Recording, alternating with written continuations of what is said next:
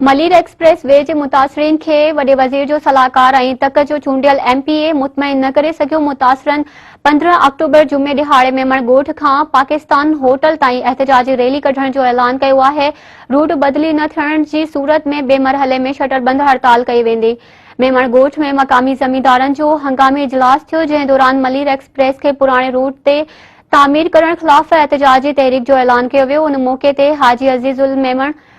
हाजी अजीजुल्ला मेमण, नसीम परवेज़ मेमण, साकिब रहमान मेमण ऐं ॿियनि चयो त मलीर एक्सप्रेस वे खे मक़ामी सर्वे ज़मीनुनि ते ठाहे मलीर जी ज़राअत खे वधीक तबाह कयो पियो वञे, जंहिंखे कंहिं बि सूरत में क़बूल न कयो वेंदो। हुन चयो त कुझु महीना अॻु मंसूबे ते कमु शुरू कयो वियो त मक़ामी ज़मींदारनि सख़्तु एहतजाज कयो, जंहिं खां पोइ मक़ामी चूंडियल नुमाइंदनि ऐं पीपुल्स पार्टी जे अॻुवाणनि पारां सिंध हुकूमत सां ॻाल्हियूं करे मलीर एक्सप्रेस वे जे रोड प्लान बदिली कयो वियो।